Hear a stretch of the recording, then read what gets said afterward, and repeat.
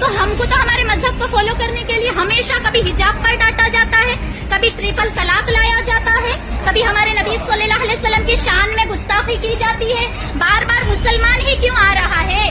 बार बार मुसलमान इसलिए आ रहा है कि बेरोजगारी का मुद्दा पीछे हट जाए। तो आधे अपोजिशन में थे ना, आधे जो अपोजिशन में थे बेईमान वो सब बीजेपी में आधे तो आ ही चुके हैं। कांग्रेसी भी ले लो, वो भी ले लो, ज्योतिरादित्य सिंधिया जैसे। दोस्तों, काले वक्फ कानून के खिलाफ अब मुस्लिम महिलाएं सड़क पर उतर गई हैं। आपको गुजरात की हम तस्वीर दिखाएंगे, सूरत की, जहां महिलाएं खुले तौर से ये बात कह रही हैं कि पहले 3 तलाक और हर एक हमारा जो शरिया का कानून है, जो शरिया में हमारे धर्म के बारे में लिखा गया है, जो हम मानते हैं, उसके खिलाफ भारतीय जनता पार्टी काम कर रही है। तो सूरत से तस्वीर निकल कर आई है दोस्तों, वो आपको हम दिखाएंगे। और इसके अलावा एक और खबर आपको बताएंगे, रूह अफ़ज़ा शरबत का सेल जो है वो अचानक बढ़ गया है। मतलब अचानक उसकी बिक्री में बढ़ोतरी हो गई है। अब बाबा रामदेव तो इस शरबत जिहाद कह रहे थे, लेकिन जब उनके प्रोडक्ट्स की जांच की गई है तो जो रिपोर्ट आई है वो बाबा रामदेव का धोती खोल कर रख देगा दोस्तों। ये खबर भी आपको हम बताएंगे। और कांग्रेस के एक सांसद हैं जिन्होंने कहा है कि हमारी सरकार आने दीजिए, सरकार हमारी आएगी और उसके बाद हम वो काम कर देंगे जिसकी कल्पना भारतीय जनता पार्टी ने की भी नहीं होगी। एक और खबर है दोस्तों, शिवसेना उद्धव ठाकरे यूबीटी कह रही है कि आज की जो भारतीय जनता पार्टी है उसमें और मुगल जिसे ये लोग आक्रांता कहते हैं एक सी बन चुकी है। लगता है जैसे भारत को ये लूटने के लिए आए हुए हैं, भारत में आक्रमण हो रहा है। तो वो बयान भी आपको हम आदित्य ठाकरे का जरूर सुनाएंगे दोस्तों। और योगी आदित्यनाथ के एक मंत्री हैं जो इन दिनों फिल्म की शूटिंग में व्यस्त हैं। मतलब मंत्रालय उनको मिल गया है लेकिन कर क्या रहे हैं, फिल्म की शूटिंग कर रहे हैं। तस्वीर आपको हम वीडियो भी दिखाएंगे दोस्तों। चलिए खबरों की शुरुआत करते हैं द लाइव टीवी पर। मेरा नाम उदित तारन है। द लाइव टीवी, सच सबसे आगे। दोस्तों, सबसे पहली खबर आपको हम बताएंगे सूरत की। सूरत में जो मुस्लिम महिलाएं हैं, देखिए वो सड़क पर उतर गई हैं। और सड़क पर ना सिर्फ उतरी हैं बल्कि खुलेआम भारतीय जनता पार्टी को काला पट्टा लपेटकर विरोध जता रही हैं वक्फ बोर्ड कानून के खिलाफ। कह रही हैं कि हमारा जो कानून है, मतलब कभी हिजाब, कभी 3 तलाक, कभी अल्लाह के रसूल के सामने गुस्ताखी की जा रही है और बार बार मुसलमानों को निशाना बनाया जा रहा है। यूसीसी और मुस्लिम विरोधी वक्फ बिल के खिलाफ मुस्लिम महिलाओं ने जमकर प्रदर्शन किया है। यूसीसी मतलब दोस्तों यूनिफॉर्म सिविल कोड, समान आचार संहिता, एक देश एक कानून, जिसकी बात भारतीय जनता पार्टी करती है। तो क्या मुसलमानों की शादी में भी अब कन्यादान होगा, सिंदूरदान होगा, जो कि वो हिंदुओं की प्रथा है? या क्या हिंदुओं के विवाह में जो हमारे यहाँ शादी होता है, क्या उसमें कबूल है कहा जाएगा? क्योंकि अगर एक कानून बनेगा तो यही होगा। चलिए, अब मुस्लिम महिलाएं जिस तरीके से विरोध प्रदर्शन दिखा रही हैं, वीडियो देखिए दोस्तों आप। तो हम पर जो कानून लाया जा रहा है, हम उसके अपोजिट क्यों हैं? हम उसका विरोध क्यों कर रहे हैं? देखो, हमारी शरीयत ने हमको जो कानून दिए हैं, जैसे मेरे लिए मेरे शौहर के हुकूक, शौहर पर मेरे हुकूक, मैं माँ हूँ तो मेरे पर बच्चों के हुकूक, उन तमाम हुकूक से हम राजी हैं। हमारी शरीयत ने जो उसूल दिए हैं उससे हम राजी हैं। तो हम पर नए कानून क्यों लादे जा रहे हैं? और संविधान के मुताबिक है ना, आर्टिकल 26, 28 और 29 के मुताबिक हमें अपने कल्चर को फॉलो करने की इजाजत है। यानी हर मजहब का लोग है ना, हर मजहब का इंसान अपने मजहब को फॉलो कर सकता है, वो भी आजादी के साथ। तो हमको तो हमारे मजहब को फॉलो करने के लिए हमेशा कभी हिजाब पर डांटा जाता है, कभी ट्रिपल तलाक लाया जाता है, कभी हमारे नबी सल्लल्लाहु अलैहि वसल्लम की शान में गुस्ताखी की जाती है। बार बार मुसलमान ही क्यों आ रहा है? बार बार मुसलमान इसलिए आ रहा है कि बेरोजगारी का मुद्दा पीछे हट जाए। बार बार मुसलमान इसलिए आ रहा है कि शिक्षण का मुद्दा पीछे हट जाए। और दोस्तों, आपको हम ये तो आपने सूरत की तस्वीर देख ली, अब आपको हम दिखाते हैं दोस्तों इमरान मसूद कांग्रेस पार्टी से सांसद हैं और कह रहे हैं कि मस्जिदों को गिरा दिया जाएगा तो हम नमाज कहां पढ़ेंगे, कब्रिस्तानों को तोड़ दिया जाएगा तो हम सब कहां दफन करेंगे, और इबादत गाह की तो आप बात ही छोड़ दीजिए, जहां पर इबादत होती है। बीजेपी जिस तरीके से काम कर रही है देश में, एक तरफा मुसलमानों को के सारे स्ट्रक्चर्स को तोड़ा जा रहा है। अब इस पर इमरान मसूद ने कहा है कि अगर मस्जिदों में नहीं होगी तो नमाज कहां पढ़ी जाएगी, कब्रिस्तान नहीं होंगे तो लाशें कहां दफन होगी, ईदगाह की तो बात ही छोड़ दीजिए। हम सत्ता में आए तो इसका इलाज घंटे भर में कर देंगे।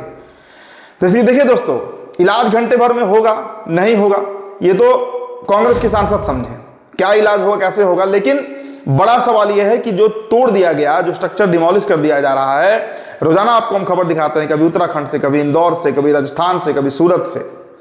सवाल यह उठता है कि क्या उनको बनाने में घंटे भर का समय लगेगा? जिन कब्रिस्तानों को सपाट कर दिया गया, जिस जमीन को, जिस मस्जिद को गिरा दिया गया, क्या घंटे भर में वो बन जाएंगे? नहीं बन पाएंगे। तो जो नुकसान भारतीय जनता पार्टी इस देश का कर रही है, मुसलमानों का कर रही है, और मेरे नजर में देश का हो रहा है, क्योंकि देश में ही मुसलमान रहते हैं, उसका भरपाई कैसे होगा? देखिए, इमरान मसूद ने मुद्दा तो सही उठाया है, और दरअसल मामला भी यही है कि भाई जिस तरीके से कार्रवाई हो रहा है ये गलत है। अब दोस्तों आपको हम एक बयान सुनाना चाहेंगे आम आदमी की क्या कह रहा है बीजेपी के बारे में, कि वो भारतीय जनता पार्टी जो अन्य पार्टियों को बेईमान, स्कैमर कहती थी, आज आधे से ज्यादा बेईमान तो भारतीय जनता पार्टी में चली गई है। तो न्यूज़ 24 की एक रिपोर्ट, इसको छोटा सा क्लिप हम आपको दिखाना चाहेंगे, वीडियो देखिए दोस्तों। जो आधे अपोजिशन में थे ना, आधे जो अपोजिशन में थे बेईमान, वो सब बीजेपी में आधे तो आ ही चुके हैं। कांग्रेसी भी ले लो, वो भी ले लो, ज्योतिरादित्य सिंधिया जैसे, अजीत पवार जैसे, ये नहीं, अब ईमानदार है सारे वो। ज्योतिरादित्य सिंधिया पर कोई ऐसा आरोप नहीं लगा था, पहली बात। दूसरी बात, हाँ ये आप कहिए कि जो इधर से उधर चला जा रहा है वो ज्यादा उसको मिल रहा है। अजीत पवार तो ईमानदार था। ओरिजिनल बीजेपी वालों को उतना मिल ही नहीं रहा है, जो बाहर से आ रहा है वो ज्यादा मार, उसको ज्यादा मलाई मिल रही है। परेशान है इस वास्ते सारे बीजेपी वाले। चलिए अब आपको गुजरात का हम मॉडल दिखाते हैं। गुजरात मॉडल, 10वीं की परीक्षा होती है और 157 बच्चे एग्जाम देते हैं, सब फेल कर जाते हैं। ये गुजरात की रिपोर्ट है। देखिए दोस्तों, डीएनए ने शेयर किया है कि Gujarat board result, 0 student pass in class 10 in 157 school. माफ कीजिएगा, 157 स्कूल की मैं बात कर रहा हूं, छात्र नहीं। बाप रे, बहुत बड़ा आंकड़ा है। 157 स्कूल में बच्चे पूरी तरह फेल कर गए। जितने भी बच्चे 10वीं के बोर्ड दिए थे सबके सब फेल कर गए। और यही गुजरात मॉडल है, यही गुजरात का शिक्षा व्यवस्था है। यही शिक्षा मॉडल की बात करते हैं नरेंद्र मोदी कि हमने गुजरात में ये कर दिया, हमने गुजरात में वो कर दिया। लेकिन हकीकत क्या है वो आप देख रहे हैं। चलिए योगी जी के मंत्री की करतूत आपको हम दिखाते हैं। योगी आदित्यनाथ के मंत्री, यूपी के मंत्री एक्टिंग कर रहे हैं। संजीव खन्ना की हम बात कर रहे हैं, तस्वीरें देखिए आप। योगी जी के मंत्री हैं सुरेश खन्ना, फिल्म में एक्टिंग कर रहे हैं। योगी की पूरी सरकार ही घटिया और थर्ड ग्रेड फिल्म की तरह चल रही है। ये बातें लिखी गई है, शिवम यादव ने लिखा है कि योगी आदित्यनाथ की पूरी सरकार ही, मतलब वो लगता है ना कि नाट्य रूपांतरण जिसे कहते हैं, कैरेक्टर आर्टिस्ट फिल्म ही चल रहा है यूपी में, दंगाइयों का फिल्म। और इसमें संजीव खन्ना तो रियल लाइफ में भी एक्टिंग कर रहे हैं। अब दोस्तों आपको हम सुनाएंगे आदित्य ठाकरे का एक बयान। इसमें उन्होंने कहा कि जिस तरीके से मुगल को आक्रांता कहते हैं, भारत को वो लूटने आए थे, ठीक उसी तरीके से भारतीय जनता पार्टी जो है वो भी काम कर रही है। भारतीय जनता पार्टी भारत को लूट रही है।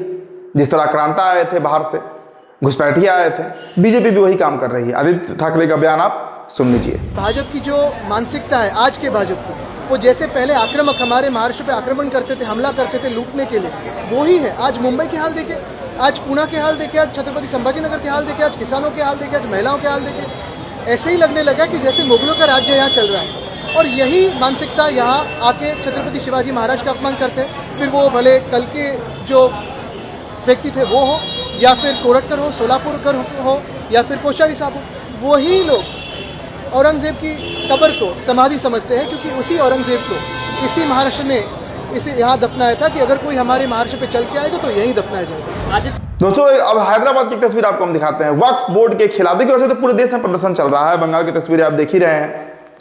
हैदराबाद की तस्वीर देखिए, वक्फ संशोधन एक्ट को लेकर हैदराबाद में विरोध प्रदर्शन किया जा रहा है।